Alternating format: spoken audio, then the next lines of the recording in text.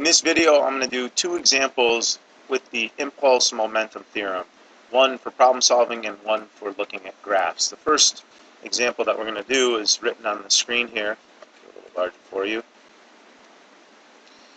And just as a reminder, remember the impulse momentum theorem is force multiplied by time, which is also known as an impulse, equals the change in momentum of an object. So in this we have a 0.15 kilogram baseball. I'll underline some key terms. It's thrown with a speed of 40 meters per second. The ball is hit back at the pitcher with a speed of 50 meters per second.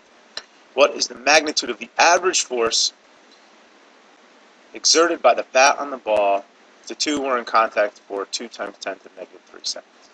So a couple of things here just to kind of paint the picture. One, the ball is moving, let's say, to the right with an initial velocity of 40 meters per second.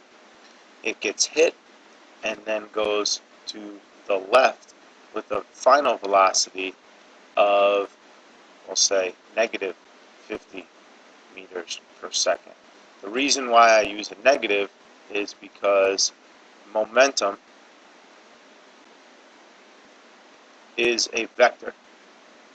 So direction is important. Direction is key.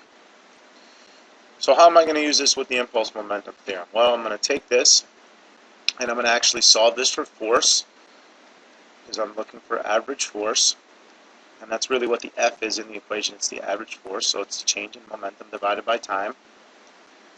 The force acting on this object equals, now the change in momentum is the final momentum minus the initial momentum divided by time. Making this even a little bit more detailed than that, momentum is calculated by doing m times v, so the final momentum is m times final velocity minus mass times initial velocity for the initial momentum, and divide that by time. And I'm actually ready at this point to plug in the numbers. I believe the mass was 0.15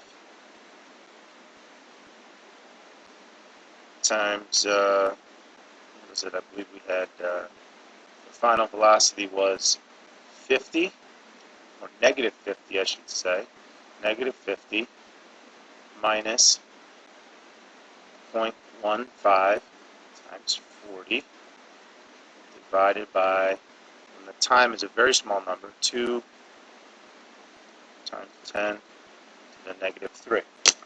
And we'll just we'll run those numbers with the calculator and see what we get.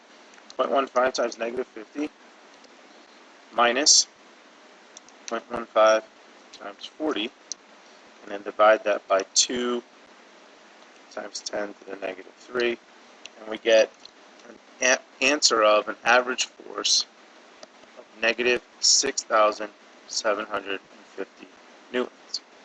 And don't be thrown off by the negative. All that means is the force is going to the left, which, if you think about our velocities, makes sense because our negative velocity is to the left, and the force of the bat hitting the ball has to be to the left if we want to make the ball go to the left.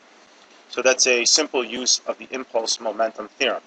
A final example or thing that I want to say is that if you encounter a graph with impulse and momentum, it'll usually be a force versus time graph. And the key idea is that the area under the curve of a force versus time graph is equal to the change in momentum. So if we were asked, how much is the change in momentum? What is the change in momentum for this object until time t?